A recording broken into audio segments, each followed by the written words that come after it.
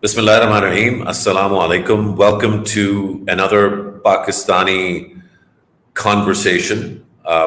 It's a Tabadlab policy roundtable, but I start with Pakistani because I'm feeling super sentimental about this proposed IMF program and all the news that we're hearing about it. So I'm going to just jump right in. The panel that we have today is, as usual, we're very lucky, very privileged.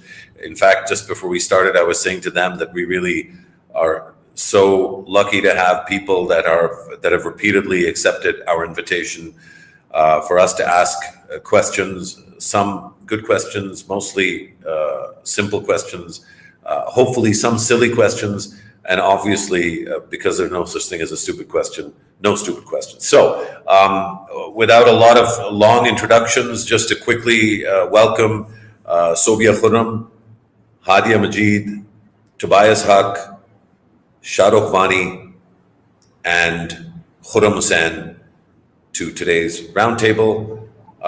And to say also that I think Khurram has probably lost count of how many roundtables he's done with us. Sobia and Hadia are on their way to losing count. Tobias is not allowed to keep count. And Shahrukh, we begin your count today. I'm going to start with Old Reliable, which in this case, with due respect to everyone else, is Khurram, both in my personal and private life and in my professional pursuits. Anytime I have any questions, I pick up the phone. So, Khurram, hi. Good to see you again. I wanted to start with something we both like to do, which is to take a quick trip down memory lane. And thanks to Shahbaz Rana, we're seeing a lot of reporting around the proposed ideas that are being discussed and floated. And one of them is an 18% tax on a bunch of things, but including medicines. And I thought, medicines, how's that worked out in the past? And it reminded me of the PRGF conversation that ended with a 15% tax on, among other things, medicines, which went after having been imposed. I think it took about 3 weeks before it was pulled. The PRGF, of course, is the 2002 negotiated structural facility or stability, the poverty reduction and growth facility program that was agreed, I think, in 2002. In the first budget, they announced this 15% tax, and I think literally, I think before the end of July, it had been withdrawn. I'm not suggesting that another such tax, this time 18%, will be withdrawn.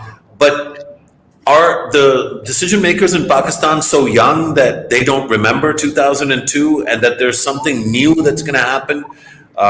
Certainly, obviously, the people at the IMF, I'm sure, are all that young, and maybe they don't keep a record of how these things have gone in the past.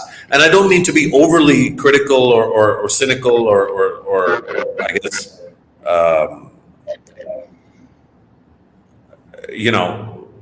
there's a word here that I'm struggling to capture the sentiment on, but sarcastic, I guess, is one word. What exactly is informing the long list of previously experimented with and clearly anti-people tax measures, but also the look and feel of this conversation? Squeeze the provinces, get them to send back money, squeeze poor people at the gas station, at the pharmacy, squeeze salaried people every time they collect a paycheck, but the people that actually have the room to be squeezed, don't touch them. Is this just a populist? Am I saying stuff that's just populist nonsense, and that there's actually a lot more substance, and that in fact this is a pro-poor process? Or are we missing something? Khurram, the floor is yours. I'll start by saying none of the above. Okay, I don't think what you're saying is populist nonsense, but this is also not something so edifying as some kind of a new way that has been found.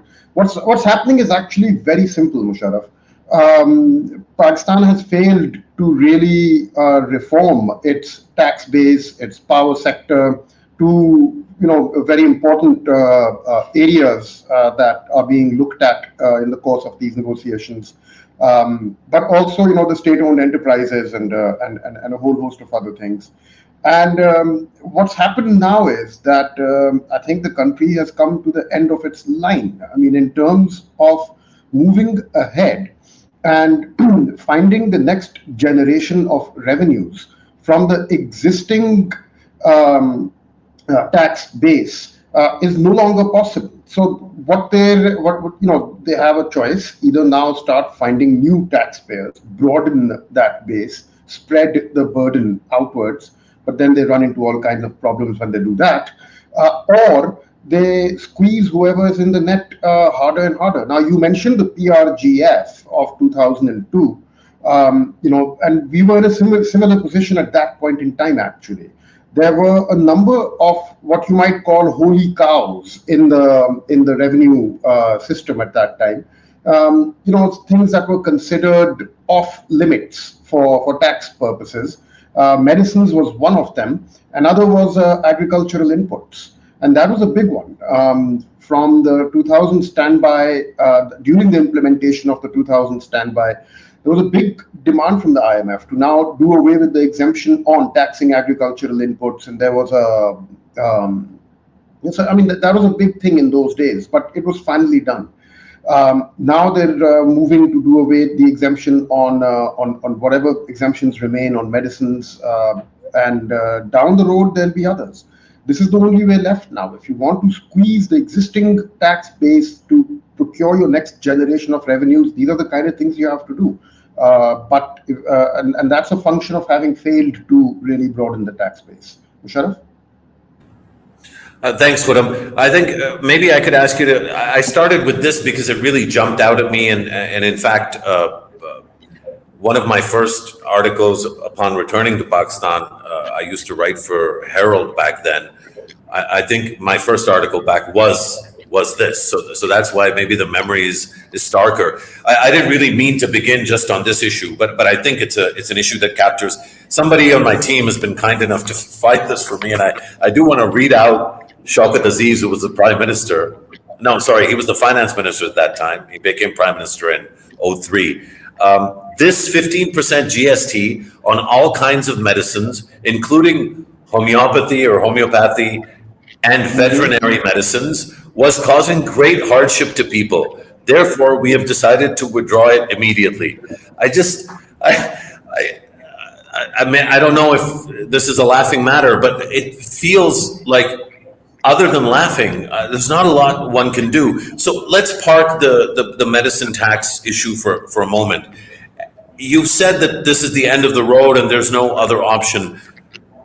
You tend to be really aware and knowledgeable about what is happening in, I guess, Q block, R block, P block, and how these negotiations and conversations are taking place.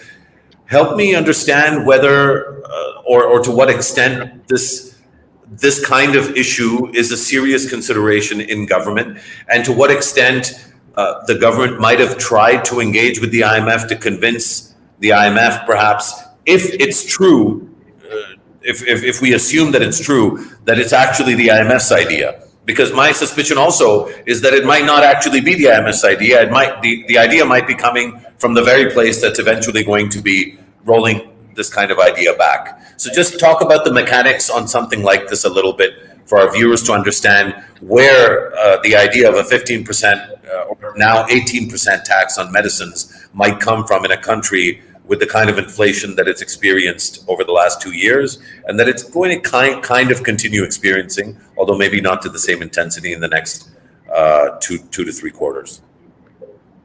Sharaf, ultimately it comes from compulsion.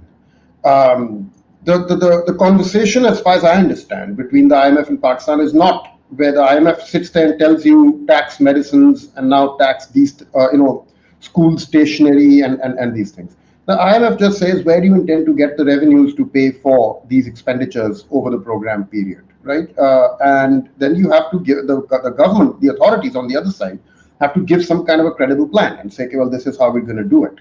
And as they go through that plan, they determine whether or not it's realistic. Because not only Pakistan, but many countries that borrow from the IMF have a tendency to present unrealistic plans and say that this is where we're going to get the revenues from. And everyone knows that that's not going to work.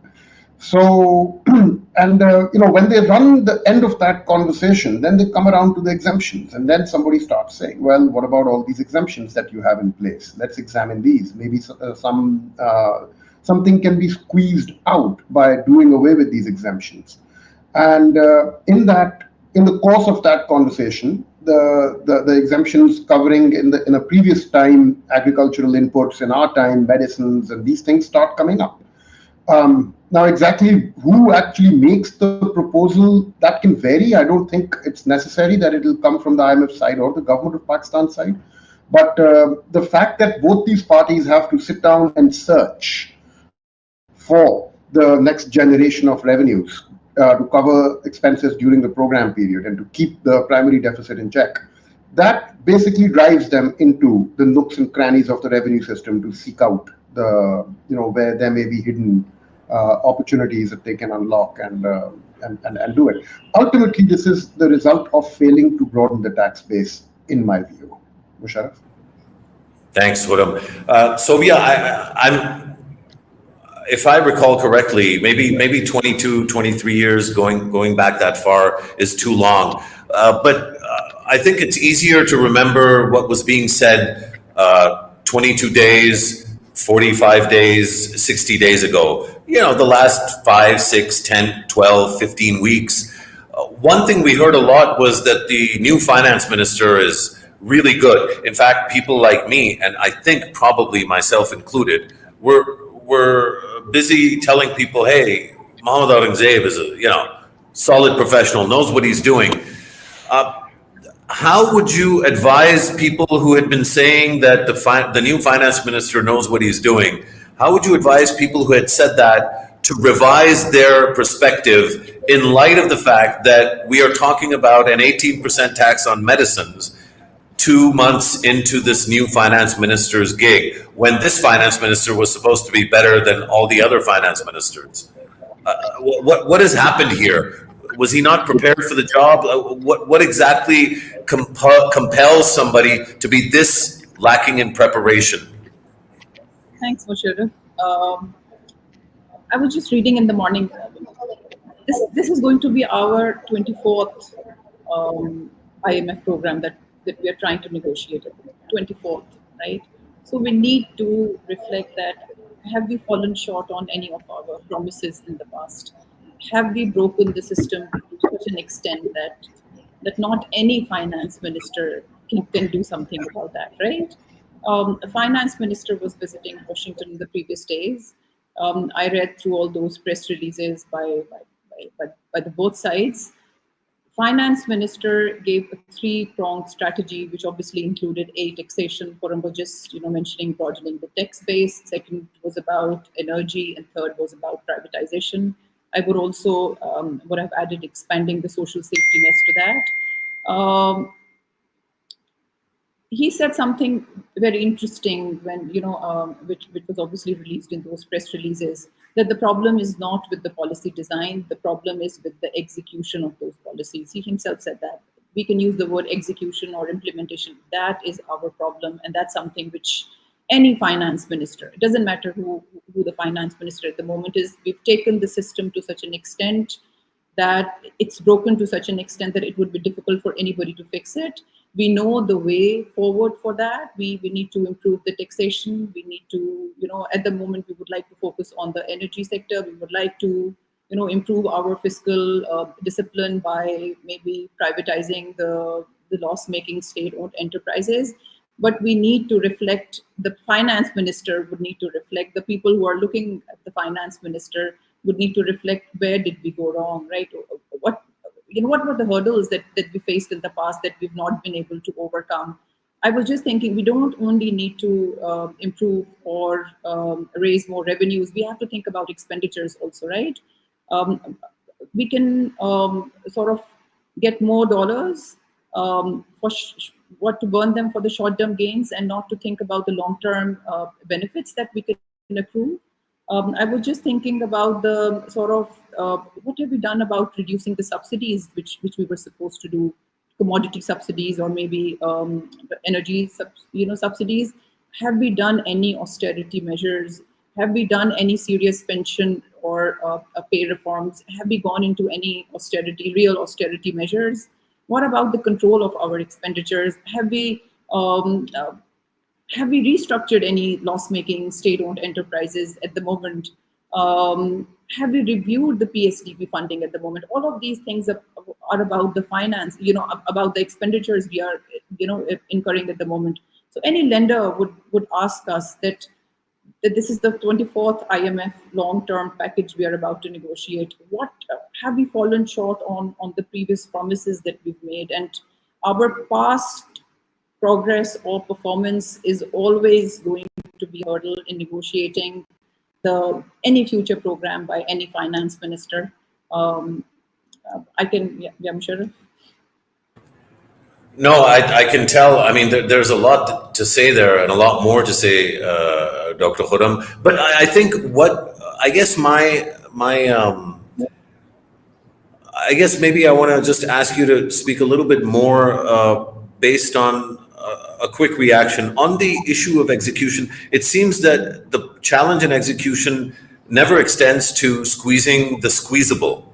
So the salaried class keeps getting squeezed.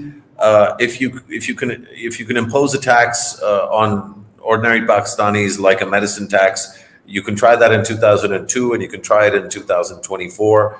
But when it comes to real estate sector taxation, or when it comes to agricultural land taxation, and again, these are really hackneyed. A lot of us in this conversation, at some level, I feel like some of us might fall asleep having this conversation, because at least I've been having it for a long time. I guess the reason that I asked about Muhammad Aurangzeb and whether he was ill-prepared is because it seems to me maybe he wasn't ill-prepared. Given what you said about his recent statements, it felt like he was actually quite well prepared. He knew what he was getting into. He knew what was going to happen. But then when he got the job, he had the job for a few hours, and then he kind of didn't have the job because there was somebody else who kind of had his job. And then, when that became an issue, somebody else had a job that was higher than his job, and so his job didn't matter. Like, I mean, I'm just wondering, what is the actual issue here? Because, as you said, if we know all the policy prescriptions, and definitely we know them because literally for 25 years we've been having the same conversation, we need to broaden the tax base. Khurram and I have lost our hair. We had a full head of hair when we started talking about, broadening the tax base.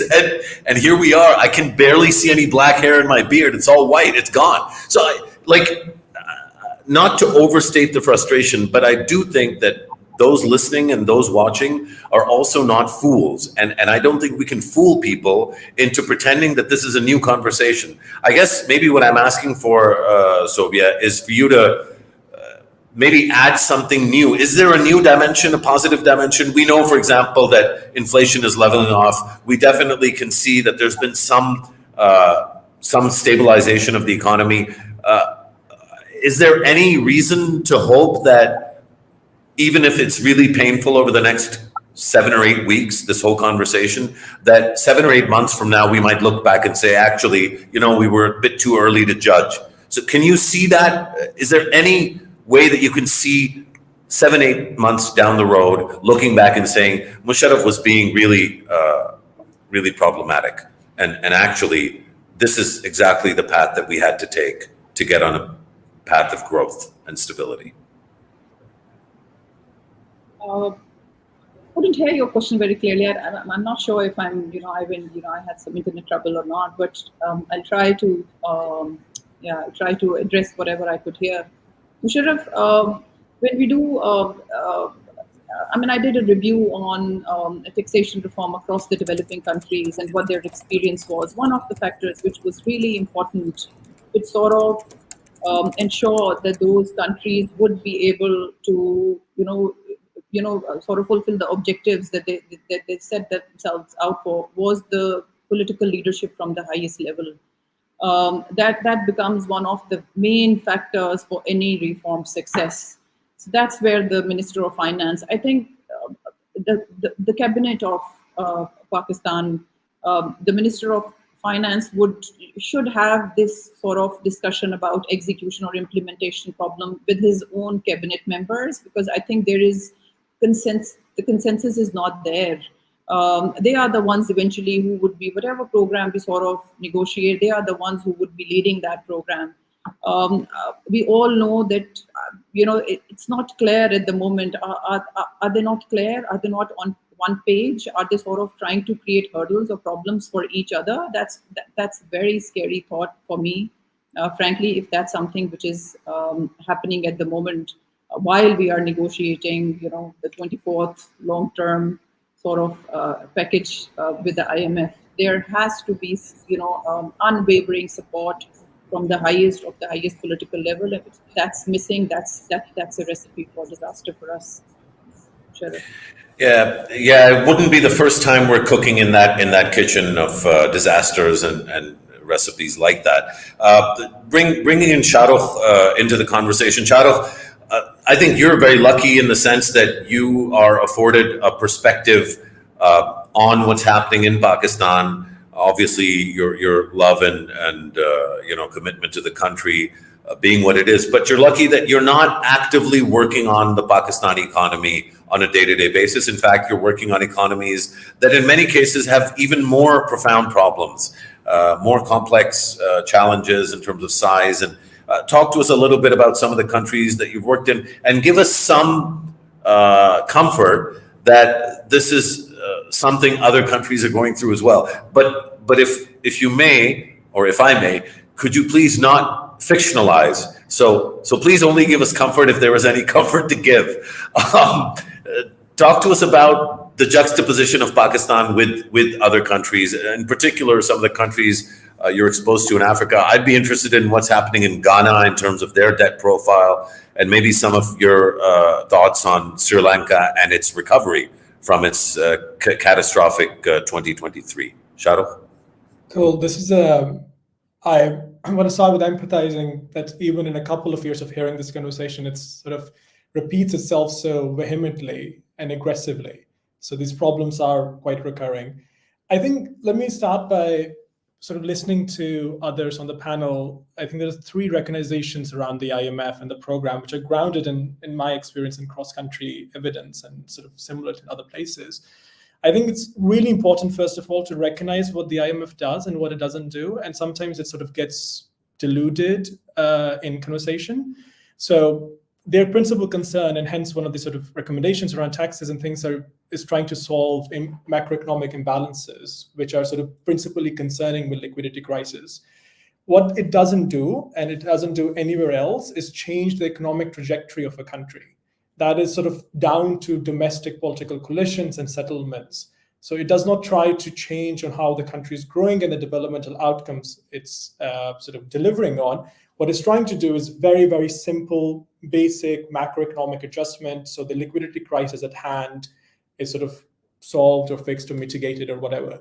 And I think that's one thing, and that's what we should expect from the fund, and that's what other countries should expect from the fund too. And I think that's something you can see this across different places where there are sort of, whether it's Ghana or Sri Lanka or elsewhere, that's what the IMF program tries to do principally, and that's what its mandate is. The second recognition for me, sort of hearing others, is sort of the fact is that problems are structural in nature, and they're structural in nature elsewhere too. When you have macroeconomic shocks, your structural problems become sort of more apparent, they sort of lead to a crisis. So things like how much consumption as a proportion of GDP you do, things like what kind of incentive structure your tax system sets. So both conversation what Musharraf you were referring to around property taxation or real estate taxation, but also taxation of trade and what kind of incentive structure does it set for firm behavior and people behavior. And then what kind of productivity levels you have as an economy. Now, these are structural, deep political economy, socioeconomic issues, which are sort of the reason why countries they sort of have these macro shocks. In large places, there are exemptions where there might be endogenous sort of shocks, but these are sort of the structural issues where much of the conversation has to focus on. And these are sort of the reason why countries like Pakistan, and Pakistan specifically in this case, finds itself in this position. And the third thing was sort of others mentioning is like, the fact is that if there is suboptimal growth model being adopted by any place, it is really important to recognize that there are enough groups of people who benefit from that suboptimal model for it to be sustained. So the reason why the growth in Pakistan looks the way it looks like is because despite regular shocks and really, really poor developmental outcomes across different metrics, there are enough groups of people for whom the current system extracts enough rent for them to sustain that or want to sustain that. Whether you can think about this in a way that there are sectors of the economy like real estate, retail, and low productive agriculture, where the short-term costs are too hard for those to be politically mitigated or navigated for reforms to happen. So I think that's I'm not answering your question exactly, but I think these are sort of the broad three recognizations which we need to start with. Now, coming to sort of more broader things around how other countries are facing, I think there are sort of variations in shocks and variations in how domestic economies are structured. Pakistan is probably better off in some ways in some other places, and I don't want to go into specifics, but also worse off in other places. But at the end of the day, the things which are going to take countries out of these sort of IMF programs and deliver growth for its people is going to be the sort of deeper reforms which improve domestic productivity and export competitiveness and tries to establish a growth model which is more sustainable and can withstand shocks better. And those are really, really important things to do. And these are much more difficult things to achieve. It's much easier to tweak systems and try to get through a liquidity crisis, but it's much harder to make sustained structural institutional changes because the political economy cost is usually very high to bear. And that, again, is very, very common across different places. It's nothing unique to Pakistan. But the solution will have to be in very ways unique to every country specifically. Just quickly, Shahrukh, before I go to Hadia, I just want to ask you, are there a lot of examples in the developing world of countries where that cohort of beneficiaries of the status quo, that's my own framing, I think you framed it much more, you articulated it much better. Are there examples where countries have at least kind of reined in the free-for-all that sort of rent-seeking capitalists enjoy? Yeah, I think there are more specific things we can look at the region. India is a good example of from the 90s onwards and how it did reform effectively its entire growth model as a consequence of an IMF program, or sort of in the years leading after the IMF program. But there's sort of, if you go back in history, there are other examples of countries which have delivered broad-based growth through, for example, having really, really interesting models of industrial policy in which included sanctioning firms and sectors which were not performing or were globally competitive. But it's very hard to say what were the exact political economy ingredients which allowed for that to happen. But there are a couple of things which, at least in sort of my reading, are quite common. You sort of realize there's sort of broad recognition that the current trajectory is no longer sustainable. Either sometimes it's linked to national security, other times there's massive shock which leads to public anger, which requires the elite or whoever sort of controls political power to have to sort of re-navigate that on how power is distributed and how economic incentive and infrastructure and institutions are shaped. The other thing which I think Serbia also mentioned, and I think is really important, is sort of having teams and organizations of people who are able to then drive specific reform process and drive specific policy priorities.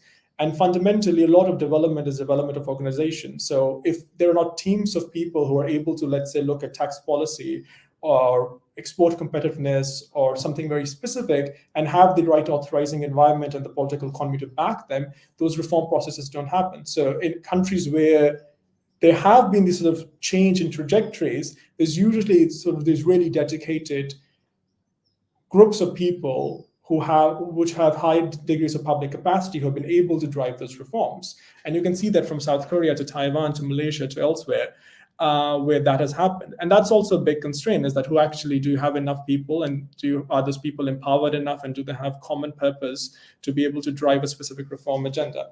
I think these things are much more brick and mortar, and they're much more harder to get. I just want to close by this, is that they're not, it is my reading, they're not, you have ingredients for growth and prosperity. So, people have to be educated, you need connectivity, transport, you need higher levels of productivity, technology adaptation, and all of this stuff. But the recipe is going to sort of vary so significantly between countries that it's very likely that Pakistan's recipe is also going to be very different based on the domestic political economy. So it's useful to have sort of focus on the ingredients we need as a country to be able to drive that productive growth. And then the recipe sort of evolves and changes by when we know something is working and something isn't working. This is not a very satisfying answer, but this is the answer which I feel like is the most closer to accuracy. I'll avenge the absence of satisfaction in a subsequent question, Shahrukh. But let me bring Hadia into the conversation. Hadia, there is still a sense so far in the conversation that we're kind of tinkering around very high-level bits of the economic equation. And one of the things that I try to rely on you for in these conversations is to kind of ground the conversation in the lived experience of being a citizen or a human being in this economy, based at least partly on kind of ongoing research that you conduct, but also on sort of a lifetime of kind of trying to glean the connectivity between the microeconomics of trying to make ends meet at the individual, family, community level, and how all of this relates to something like an IMF program. And in part, that's why I opened with this medicine tax, because this is a really easy kind of, in gaming, I think it's called a free frag that the government is just offering to critics, both legitimate ones and ones that are just going to be critical no matter what the government does. All of the politics around this aside, how is this IMF program likely to affect the lives of ordinary Pakistanis, but beyond ordinary Pakistanis that are on the precipice of the wrong side of the economic tracks? Hadia? So,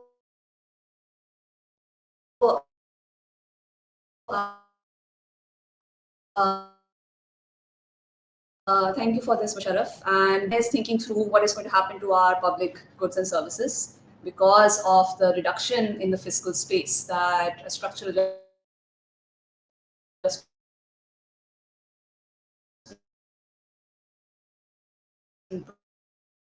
program like that of the IMF, calling for the reduction in inefficiencies, which very rightly have been called for, not just by the IMF, but multitude.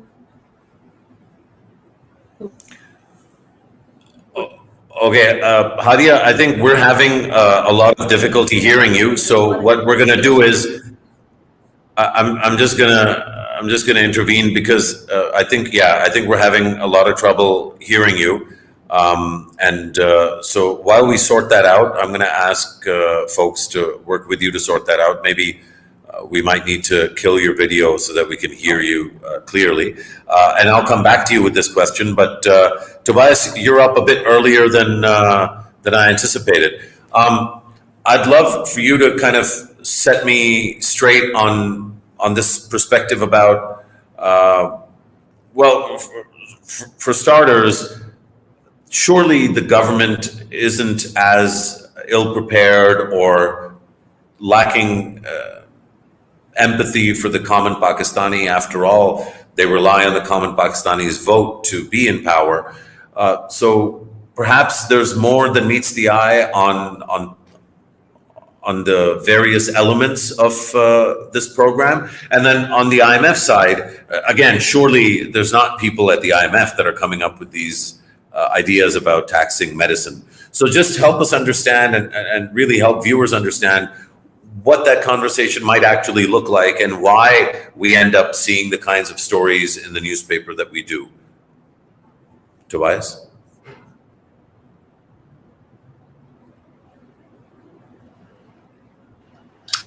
Thanks, Musharraf. It's great to. Look, I think it's early days with this program negotiation, and I don't think we know what's going to come out of it. I think it's also important to say that the way these programs work, it's not the be-all and end-all of a government reform program. There is nothing to stop a government going beyond what's in an IMF program. And ideally, what you would want from an IMF program is for it to be supporting a broader government reform agenda. I think the challenge that this government faces, as many on this panel have just pointed out, is that we're going into the 24th program. We've seen this show before, right? We've all seen this show before. We're bored of having this conversation. We've had this conversation so many times. We're talking about how do you broaden the tax base? How do you get state-owned enterprises working more efficiently? How do you reduce the presence of the state in the economy? How do you liberalize trade so that Pakistan firms are encouraged to export rather than to serve a captive domestic market? These are very well-established problems in the policy space. And they're problems that there is quite obvious technical solutions to, right? I think the problem the current government faces is it's a credibility problem. We've seen this show before. We've seen the IMF come before. We've seen big commitments being made. And we've seen often those commitments left unfulfilled. And so then in 9 months' time or 18 months' time, we find ourselves back within another IMF program. I suppose the hope that we have is that this time is different. And I think there is still time for it to be different. There is still the opportunity for it to be different. There is the opportunity for this time, the government to go beyond the minimum possible to close the fiscal financing gap and the external financing gap, and start to address some of the underlying structural problems that we've been speaking about. So, obviously, some of those reforms would take some time to implement, but I think it would be easy, maybe easy is the wrong word, but it would be credible for government in the next month, in the next 3 months, to come out and make some really credible signals that this time things are going to be different. And what could some of those credible signals be? I mean, I think if it comes to the tax system, we're still giving away 30% of our GST revenue and exemptions and tax spending. If we just close some of those exemptions, I love the way that Khurram put it, the nooks and crannies where people hide in the tax system, and we're going after the nooks and crannies. Well, the easiest way to get rid of the nooks and crannies is to have a unified tax system, a single low rate or a couple of relatively low rates, and no exemptions. Then you eliminate the nooks and the crannies. You move to a single GST rate. Everybody is subject to it. And what that does is it actually allows you to bring down the rate because everybody's paying it. So you're broadening the base, which allows you to reduce the rate without having such a negative impact on revenues. And it also allows you to bring more firms into the tax system. Because if you eliminate those exemptions, the integrity of the GST is protected, and more firms have an incentive to formalize so they can claim rebates through the GST system. So a dramatic... Tobias, can I just jump in? Can I just jump in with a question on this? I know you to be an incredibly sort of thoughtful and compassionate human being. And so I'm almost certain that I'm misunderstanding something. Because if I'm not, I might be exercised. You know me, I don't get exercised so easily. But when you say that there should be a universal sort of GST and we should remove exemptions, the things that pop into my head immediately are, essential life-saving medicines, but I think almost even more importantly, the private provision of education, the private provision of healthcare, those kinds of things having a GST applied to them seems counterintuitive to kind of a wider human development agenda, especially knowing what we know about the context of the Pakistani economy and the very peculiar nature of service delivery here, where so many people are getting basic services not from the government, but by paying out of pocket to get them because the government has failed to extend its reach or has failed to provide an adequately serviced sector, whether it's education or water and sanitation or health. So when I hear friends like yourselves arguing for, and again, I may have misheard or I may be misinterpreting your argument, but when I hear friends arguing for a GST on paracetamol and Tylenol and Advil or ibuprofen, or when I hear friends argue for a tax on a private school that charges 400 rupees a month and has a deformed Mickey Mouse out front with a English medium written in Alif, Noon, Gaf, Lam, Sheen, because it's not actually English medium, but which is an expression of aspiration for, you know, that Pakistani parent. There, I get worried that our kind of efficiency and supply and demand kind of curves are getting in the way of maybe, the human development kind of agenda that I think we're all signed up to. Am I misinterpreting something, or help me understand this a little bit better? So look, I mean, I don't think anyone is saying the only thing that we should do is eliminate tax exemptions. I think that the point is that you have created a tax system that is so complex, that has so many exemptions provided in such distortionary ways throughout that system, that it creates incentives. If you have an 18% GST, you're creating an incentive, a very strong incentive for people to avoid that system. It's a very high rate of GST. Now, I'm not saying that there should be zero exemptions. I'm saying that you shouldn't be giving away 30% of your revenue in exemptions, because that is driving the proliferation of these exemptions is creating the need for these higher rates. But look, let me go on. I mean, I don't think I'm saying that this should be the only part of a reform agenda. I think the point I'm trying to make is that if we restrict our imagination to saying who gets a GST exemption and who doesn't, and that's the scope of the conversation, we're not going to get very far. I mean, what we need to do is have an economy where the distortions are removed, where there is incentives for growth, where there's incentives for investment, where there's a social protection system that is targeted towards protecting the poor, rather than a politically dominated fiscal space, which is quite clearly regressive in terms of who gets taxes, who gets exemptions, who dominates the benefits of government expenditure. The system we have is regressive. So, I mean, to some extent, Musharraf, I mean, I think it's a bit disingenuous to say, well, we can't change the fiscal structure without undermining the hopes and dreams of poor Pakistani children. That I think is a bit of a distortion of the status quo. The status quo is that the fiscal system is deeply regressive, and we need some dramatic change to change that regressivity, right? And just to kind of finish the point where I started, right? I don't think it's too late now for the government to come out and make some credible signals of significant shifts that would change this conversation, to change the conversation away from being, where do we find another few $100 billion or rupees? Where do we find $1 billion rupees here? Where do we find $1 billion rupees there? Towards being, what are the structural shifts that would be required in this economy to actually allow sustainably higher rates of growth? And I mean, I think the point Shahruk's making was that that's going to be a very difficult political agenda, that will require consensus among elites. It will require some degree of consensus among policymakers, and frankly, I think it will require an acknowledgement that the status quo is not working for anybody, right? We're in a low growth environment. We're in a low growth trap.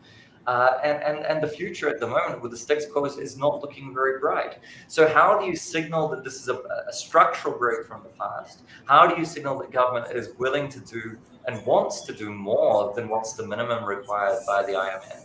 And how do we signal that this is actually the IMF program being used as a start point for a broader sustained reform agenda, rather than something that we have to do to meet the external financing requirements in the short term?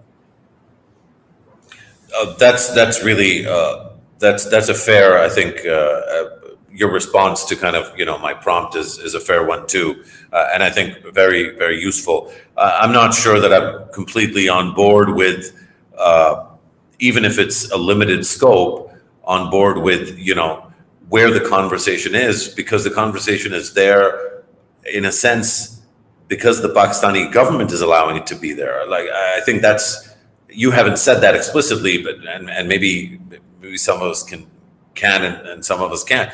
But I'm almost certain that, the fact that we're fixated on this medicine tax issue, frankly, it's really me who's fixated on it, but this will become news, right, Khurram? And I think, my question is, with all of the conversation that's already happened, and in some ways, I think even Tobias, even though he's only been here for much less of a period of time than you and I have been here, might also be getting a sense of fatigue with, in a sense, repeating some of these sort of talking points. One thing that he said that I thought was important, and again, it's not the first time we're hearing it, but is important to talk about, Khurram, is the regressive nature of the entire economy and the way that the entire conversation is structured. It's unfortunate we've lost Hadia. I would have asked her, and I had asked her to speak a little more about the lived experience within this economy.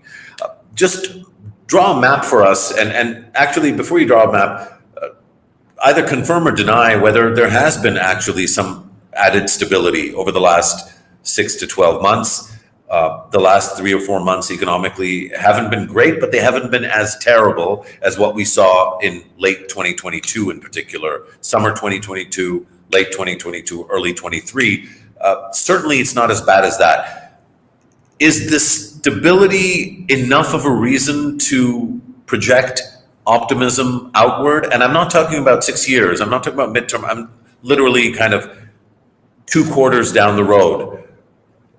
Is it reasonable to anticipate that no matter what the compromises we make right now, including an 18% tax on medicine, that we might be in a position to build up from where we are right now, and that there'll be, even if it's very slow, but there'll be progress from here to 2 quarters out?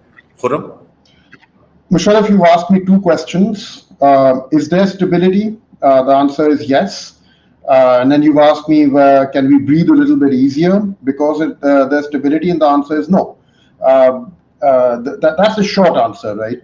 The stability is there because, yes, Pakistan has pulled back from the brink of default, which is where we stood around June or July of 2023.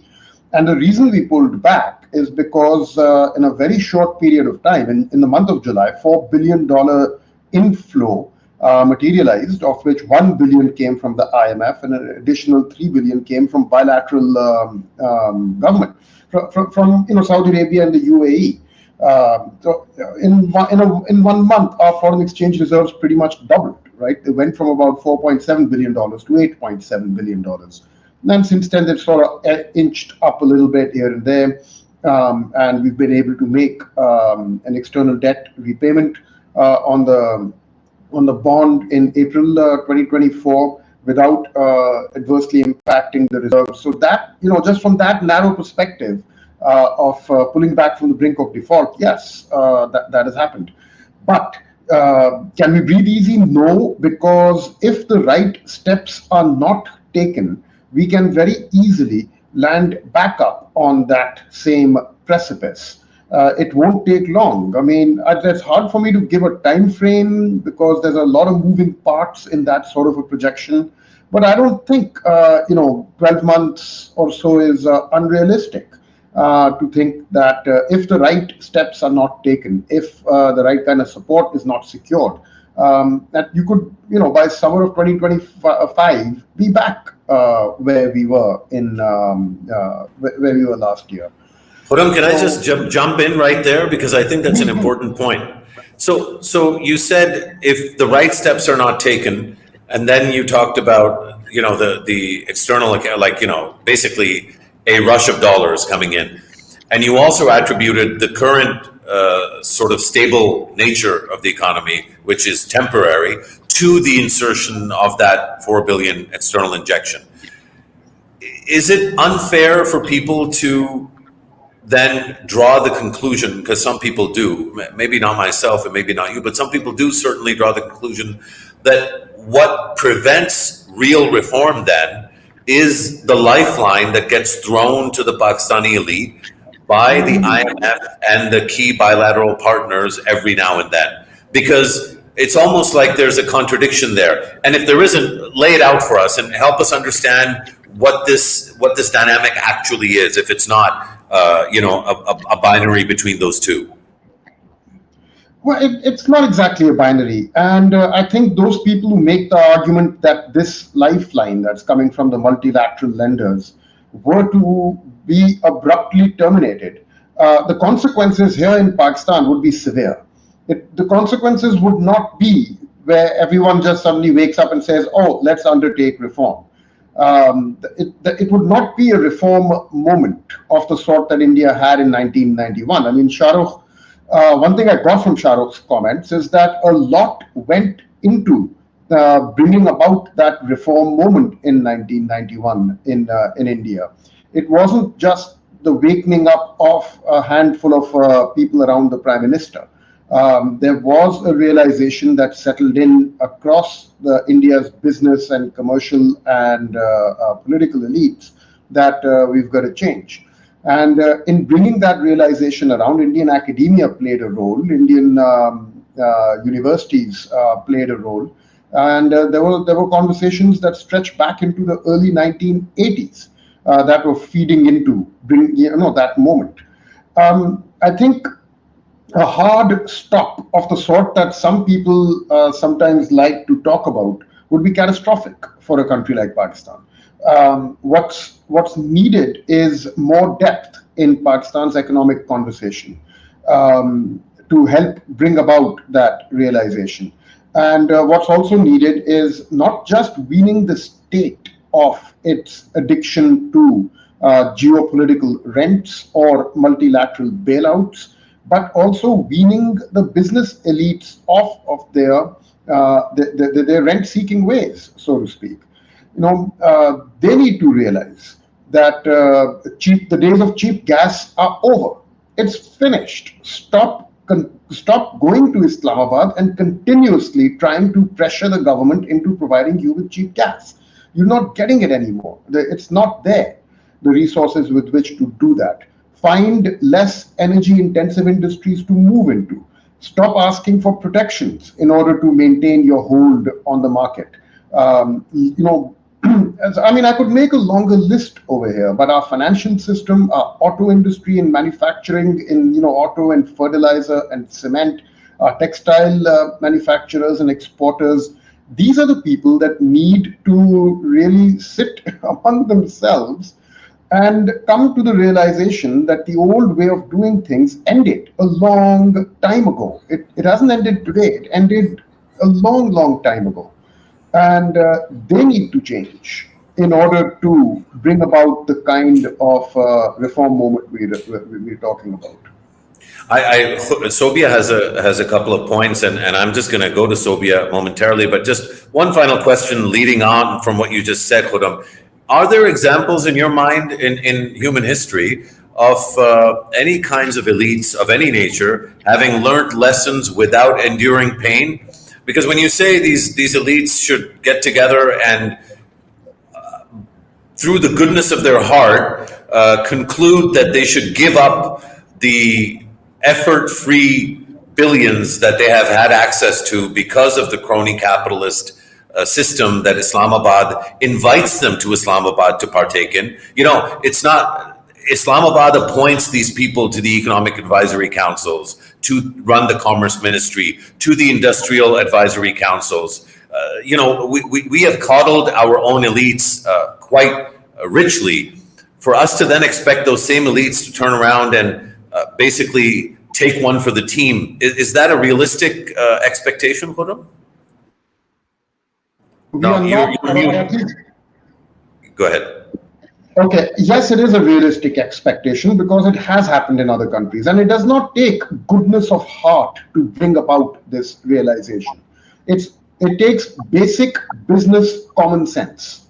It takes a very elementary understanding of the fact that the cost structures are changing, that the competitive landscape is changing, that opportunities are opening up, and older ways of doing things are dying out. And if you're a good businessman, you will, or a businesswoman, you will see that, and you will be able to identify the opportunities that are opening up. I think that's all that's really required over here. Frankly, I'll just leave it at that for now. Sure, and I'm happy for you to come back to me on this, but I would just say that if you're used to eating at a soup kitchen, then maybe a competitive table where you have a bunch of siblings that you have to arm wrestle with and elbow to the table, that might be more difficult for you. So I think common business sense. Musharraf, if I may retort to that, in my undergraduate days, I actually volunteered at a soup kitchen, and I saw plenty of people that were one-time or two-time visitors. Right? They would come, they would for a week or a weekend, and then they would be gone. And later we would find out that these were people who fell on bad days. The soup kitchen helped them out, and then they went off and found jobs and put their lives back together again. There were plenty of examples of people like that in soup kitchens too. Right, but the SRO soup kitchen over at the FBR in Islamabad has been open 24/7 for 70 years. That's the soup kitchen I was talking about. So if you've grown up on that cheese, it's going to be hard for you to suddenly develop business sense because you don't run a business. You run a subsidized enterprise. Let's come back to this point. I want to bring Sobia in. Sobia, you had You're very polite. I would have said they run a racket. I am known to be super polite. So, Sobia, your thoughts on what we were just talking about, and then I have a question for you as well. But I know you had some thoughts on what Khurram was saying. Yeah, but whatever you were just saying at the moment, and the medicine text you keep referring to, I was just wondering, we have to talk about the government and the FBR here, right? They get their sort of target every year, and then they find the most easiest way to actually get that target achieved. Every year we keep hearing that the target was achieved. They sort of what you are referring is an indirect tax, right? An indirect tax on medication. If we look at our tax mix, 70% of the taxes which we collect are indirect and 30% are direct. Now, 30% of the direct taxes which we collect, more than around 92% of that is collected by FBR. Provinces are collecting less than 1% of the GDP worth of taxes, less than 1%, right? So we need, the only way to reform if one of the sort of the regress, a very aggressive reform agenda we want to pursue includes taxation, and that includes the broadening of the tax base, then only reforming the personal income tax for the salaried people is not the way out. We have to tax the agriculture, we have to tax the retail and the property. If we are not going to do it, eventually we are going to we would not find any more ways in which we can just keep taxing the poor through the indirect ways, and we can just keep selling that to the international lenders. The only way to improve our taxation sort of proceeds is not through keep improving the slabs, how to rationalize the slabs, how to keep getting the salaried class pay taxes, although most of their salaries are their taxes are withheld at source. So while I was just listening to this conversation, I was just like, it is the government's responsibility. It is FBR it is the FBR's responsibility that they need to stop finding ways in which they can easily, generate their taxes while it is still hurting the country and the poorest of the poor. I think you make a good point. I think we've got Hadia Majid back. And she's furiously informing somebody that she's back on, which is great. Message received. I can see you. Hopefully, you can hear me clearly. I want to come back to you, and then I'll come back to you, Sobia. But Hadia, just to bring you into the conversation, we've been talking. I think you've heard most of the conversation. the one part of the conversation that's still kind of, I think, underexplored is the lived experience of being a citizen, being a consumer, being somebody who's really going to feel the pinch of an 18% tax on medicine. So based on your own experience and your research, just talk to us a little bit about what that's going to look like in Pakistan over the next few months, if indeed some of these taxes are going to come to fruition. Hadia? Thank you so much for your patience, and thank you to your team. They were very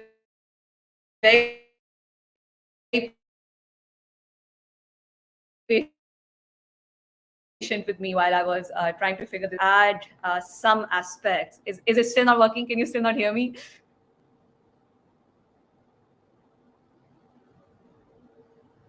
All right, great. So as far as the lived experience of ordinary Pakistanis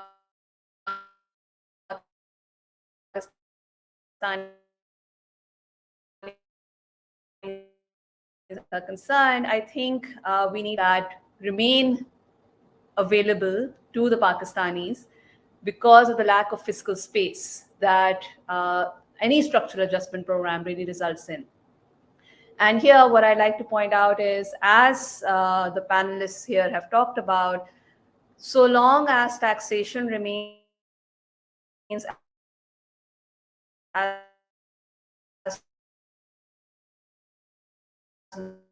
low as it does, we will come. Why I'm adding this word programmatic over here is that, like Musharraf, you pointed out in the beginning, the rich will be able to survive. The rich are able to privately provide. The connected, and we see this anytime elections are coming around the corner, there's a lot of discretionary spending that goes on, and those who are connected get the public goods that they need. It is the vulnerable, it is the marginalized, it is those who will be really hard hit when that 18% increase in your medicine takes place, that will see that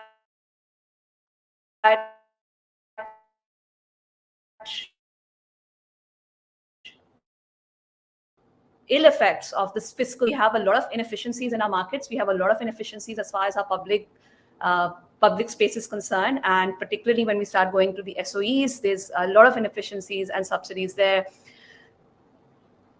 I am happy to have those subsidies and inefficiencies reduced if that means that there's safety net provided for the poor. If that means that this safety net is provided for one except for the rich, except for the wealthy. And that's where we really need to see our money come from. And unless we see them being squeezed, unless we see the undertaxed, the subsidized sectors really come up, we're not going to see the lives of your ordinary Pakistanis as the employment space. And here I think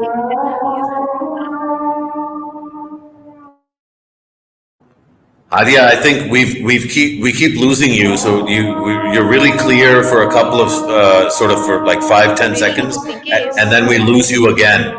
And I think we're gonna have to try that one last time maybe. But go back to Sobia. Sobia, you were speaking earlier about the federal-provincial relations as one part of the challenge that you face in terms of when you try to understand where this equation is heading and how some of these challenges can be mitigated. Maybe talk a little bit more about local government taxation or provincial taxation before I take this question to Shahrukh. Sobia? Yeah. See, at the moment, I mentioned that less than 1% worth of GDP is collected at the provincial level. We want, and that includes the retail sector, right? The one we call Tajir Biradari. They don't pay their taxes, and we all know that. We are not. I think it's, if I'm recalling it correctly, is it 14 or 12 acre? Less than that, the farmers are small farmers, and they are exempted from taxation. but we are not taxing the large farmers, right? We are not taxing the property appropriately. We know that. We know the provincial property taxation structure. Anyways, you'll get a property tax notice, and all of us know that then we can sort of get it adjusted if we are willing to pay a certain sort of price for that. So that's the problem at the moment, that most of our taxation is being collected at the federal level, and even the taxes which are being collected at the federal level, they are mostly withheld at source with minimal effort from the FBR. We have to keep reminding ourselves that it is just less than 3 million of Pakistanis which are the taxpayers, and that not too consistently. Not everybody who has filed taxes, say for example in 2019, is also filing at the moment. So the graph keeps jumping up and down. Less than 3 million in a country of 240 million people. That's a very bleak figure. So we have to think of, and the easy way out would be to improve. The easy way out would be to keep relying on the indirect taxation as we are doing. We have to broaden the tax base, obviously, to improve the direct taxation, but that doesn't only need to come through the already taxed salaried class. There has to be other ways. I'm referring here to sort of distortive exemptions which are available to the elite. At the moment, our taxation system, I keep saying that, is elite captured. They decide whatever exemptions they need for their own businesses for profit-making purposes. I also wonder if we are going to, if we'll find a way to tax them better. How would we stop them that they wouldn't just pass on that increased burden onto their customers, because these are profit-making enterprises. So there has to be a change. Khurram was right to point out the basic common sense, but maybe a change of heart also. We just need to understand that we are heading in a direction which is very dangerous.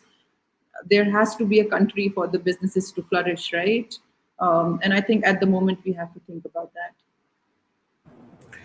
I absolutely agree, Doc. But I also think that part of the problem is that we have been thinking about these things, and we've been talking about these things for quite a while.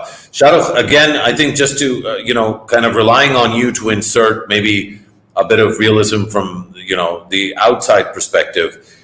Maybe say a little bit about the role of new innovations in economies. Certainly the sort of M-Pesa experience in Kenya and the Aadhaar experience in India are touted as things that have created a lot of financial inclusion.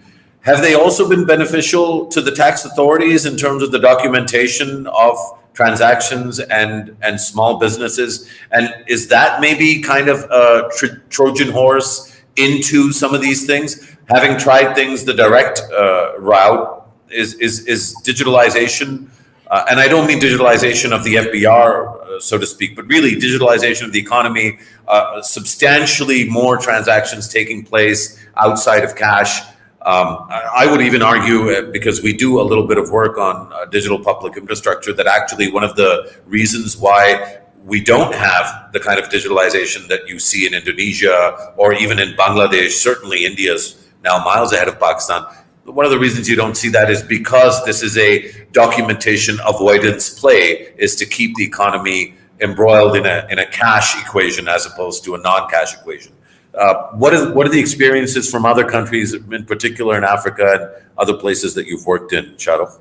Yeah, I think that's a really important question. I'm going to reflect a bit on sort of more about the politics of reform in a second, but on your question specifically, Musharraf, the principal constraint in tax collection in developing countries is lack of information. So the cost of enforcing, the reason why others are also talking about is like this reliance on indirect taxation is in large part because for government it's very hard to know in a cash-driven economy with low tax enforcement capacity to know how much each firm or each person owns. So with that absence, with that information constraints, a lot of countries, including Pakistan, but elsewhere across developing countries, rely heavily on indirect taxation, which is not the most fairest way of doing so in most cases, but it is much more administratively easy to do so. So any reforms which sort of establishes larger information trail is a good thing. So one of the reasons why the VAT exemptions are sort of, there's a lot of economists that are not very keen on it, is because where you break information trail, you create loopholes for firms also to either through sort of fake invoices or elsewhere try to sort of game the system, but also at sort of public or consumer level, and when do people pay and how much can you know about consumption patterns for different people. So a lot of countries, Kenya, India are very two good examples, but also Ghana and elsewhere, there has been very sort of expansion of mobile payments and other forms of systems, which do make it easier for governments to enforce taxation. There are limitations because you need to then use that data very strategically. You still have low enforcement capacity in tax agencies. So you have to be very strategic about on how do you leverage that kind of information to establish what is effectively a network effect. So you sanction enough people, enough firms that sort of other people and firms start complying with the taxation more broadly. My thing about taxation is almost always this: yes, there are these sort of real things which have to happen to create information, to create enforcement capacity, to create better policies around exemptions and elsewhere, which are sort of fairer and sort of more efficient. But at the end of the day, these are political questions. You can reform your tax system. You can move towards a system where information trails are stronger. You can sanction firms which are involved in VOC, sort of VAT, sort of over invoicing or fake invoicing, and these sort of mills being created, which there's some evidence in Pakistan of that happening.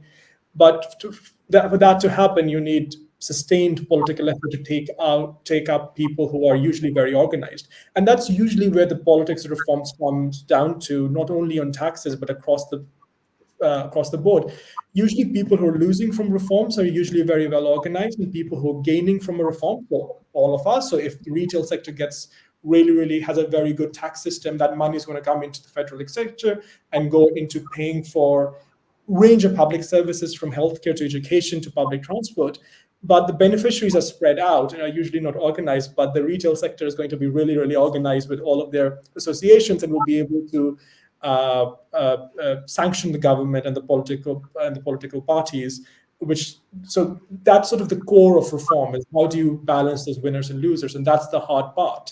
So while this is why one of my pet peeves has always been, as sort of effectively sort of a quasi-technocrat, is that these things are not just technical fixes. They have to be deeply rooted in politics and political settlements, and someone willing to manage the politics around these various reform pieces. And you can think about property taxation specifically, which is something which I'm quite passionate about. But Punjab, I think, has 9 cities now, over 1 million people each. And the city of Chennai in India collects more tax revenue than all of Pakistani Punjab put together. And these things are, again, political choices. You can expand real estate taxation. There's enough technical capacity. There are people in Pakistan who have written incredible papers on this. But you don't want to do that. I want to come back to, before sort of giving up the floor, is like about a question, Musharraf, you were asking before, is what gets political elites to make reform feasible? And I think that's a really interesting question. I don't think there's an easy answer to it, but so I think thinking about past experiences of other countries, I think national integrity is a big thing. So I think in India, national integrity played a big role in the 90s. Of a very large developing country, leader of the non-aligned movement, going into effectively the IMF, and that was a big thing. Sovereignty is a big thing, and countries like Taiwan and South Korea have been more concerned with sovereignty, and one of the reasons why they've established such an export-oriented industrial economies, I think, is partly to do with that. Causality is very hard to establish here, so these are all conjecture, effectively. The fact that rents become drier. So effectively, if your country is not doing well, even for the richest, the thing is, even in Pakistan, the richest people in the elite are not actually that rich in a global standing. So it is much better than most of the country. And we sort of talk about this in public imagination. But the fact is that there could be, for people who own textile mills, if they were able to compete globally with Bangladeshi and Vietnamese firms, they could make much more money. So I think the drying out of rents is also a big thing. And finally, it's also shocks, right? War, famine, climate shocks, all of this does change on how political economy is structured. And I think it's important to think about where those windows of opportunity in Pakistan are. The final thing I want to just say is that reform, there are countries which have reformed themselves since like Big Bang. So they've changed trajectories very, very rapidly. So the miracle on what I can't remember the river, which is South Korea called, but all these sort of miracle growth story. There are also countries which have much more slower trajectories of consistent change to the system, which have not gone through some massive shock for their systems and trajectory to change. And coming back to Khurram's point is that often when there's a massive shock, there's a very real public cost not everyone will have to bear. So there are countries, like the typical example you're given in development economics is of Finland, which has had sort of sustained growth over decades rather than sort of a big bang growth without sort of any sort of major shocks. And it's sort of thinking about what those reformed trajectories could look like, what those margins look like, where you can be persistent, even if you're incrementalist of reform, but at least you're persistent about it and you can navigate the politics around that. So whether it's tax systems, whether it's some specific taxation, so you want to expand taxes on real estate, you want to expand taxes on retail. Another sort of thing is that I was thinking about others were speaking about what are the broad principles could look like for a reform agenda, right? So I presume the first thing, and I'm going to just end here very quickly, is like, first is that you want to build efficiency in the economy. So what are kind of policies the government can undertake which promote efficiency? Second is, what are the kind of reforms you can take to promote participation in global markets and value chains instead of hiding from it? And one of the things in Pakistan happens often is that, and there's a great World Bank report on this, is that we get this captive market domestically due to high tariffs, and there's very little incentive for firms to compete globally. So any kind of reforms which encourages firms to tap into global value chains and also learn from other firms globally, it would be an incredible step. And the third thing is that there has to be some, and this also goes, Michelle, for your point about sort of these sort of firms going into the textile sector, sugar sector, who are not very efficient. There has to be some system of encouraging new entry of firms into the market, and of course punishing firms which are not productive. If you're not actually able to compete globally and you need constant and consistent bailouts from public taxpayer and a protected market to be able to generate any form of profit, then you shouldn't be in business anymore. And there has to be some system, whether the tax system or whatever, of those firms to be sanctioned. And those are sort of the broad principles, I would say. Sure. No, that excellent, Shadov. Thank you. That was really, I think, really grounds a lot of our discussion in terms of practical and theoretical sort of knowledge. So it's very useful. Tobias, I think, we're coming. I didn't even realize, but I'm now being signaled that, we've run out of time. And I feel like we were just getting started. But I did want to draw on the shock issue that Shadov just mentioned. The latest kind of intelligence or warnings suggest that because of the extreme heat over the last few days, there might be faster sort of melt, and there might be earlier flooding than usual. So the monsoon will be longer and the volume will be higher. Now, 2 summers ago, really, basically 2022, we had these super floods in Pakistan. It affected 30 million people, and it was quite sort of dramatic, the kind of impact that it had. To your mind, and in terms of your own preparation, the preparation of the World Bank, and to the extent whatever you know about what the IMF is thinking about, is part of the discussion that the government is having with international organizations centered around what might come about if there is an external shock or for example, a climate event? Because it's almost, it feels quite certain that, every year there will be a series of climate events. And it's just a matter of how big they are. How are you thinking about the impact of climate events in particular on the ability of the government itself and its partners to really live up to the aspirations of these kinds of programs, of the kind that's being negotiated currently? You'll have to unmute, Tobias.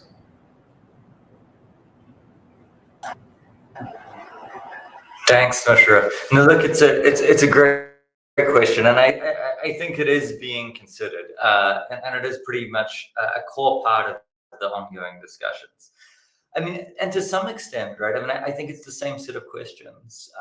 If you have a country that is perennially in a fiscal deficit, if you have an economy that is perennially facing an external foreign exchange crisis, you're not going to be resilient to anything. Any kind of external shock, whether it's a price shock, whether it's a weather shock, whether it's a natural disaster, is going to do enormous damage, and it's going to plunge the country into further debt, and there's going to be very little fiscal space to respond, and there's going to be severe macroeconomic impacts because the buffers aren't there.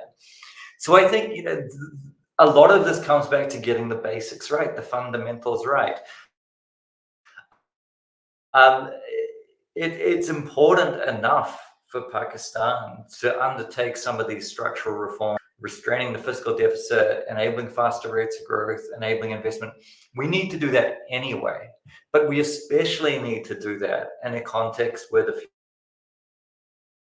future is so uncertain,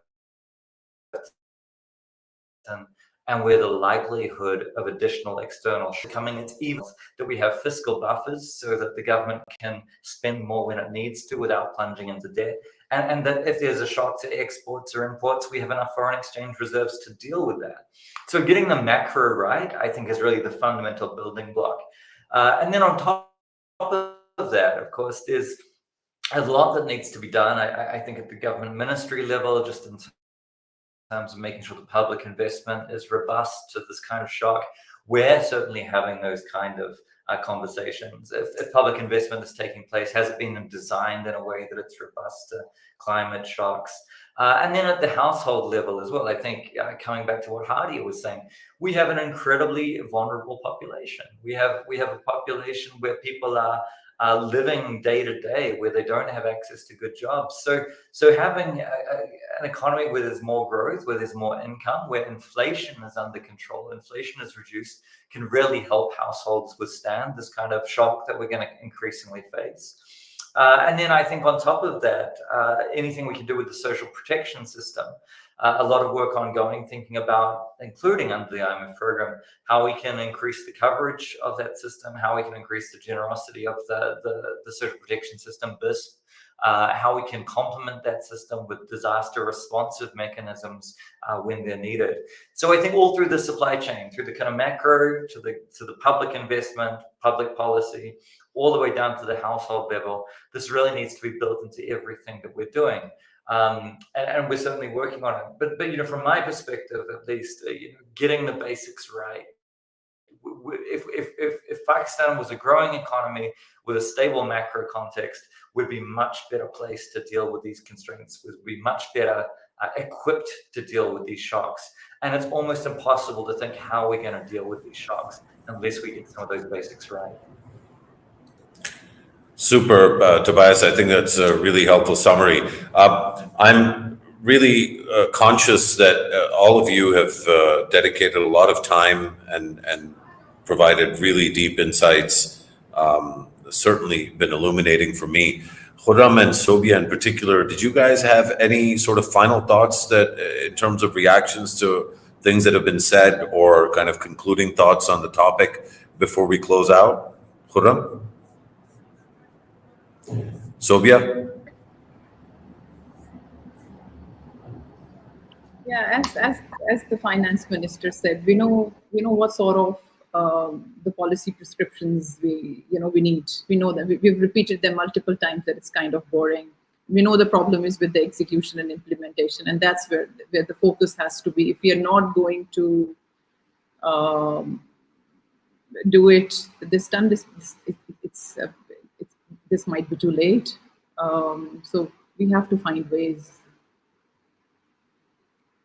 I think, you know, that kind of almost desperation that we all feel in terms of the urgency, the boredom of knowing all the problems and the solutions, and the urgency of, you know, wanting to see these things through. I think, Sobia, you've captured I think a lot of people's sentiment and really a lot of the energy in today's conversation. To those that have watched and that have been with us live, thank you for participating in this.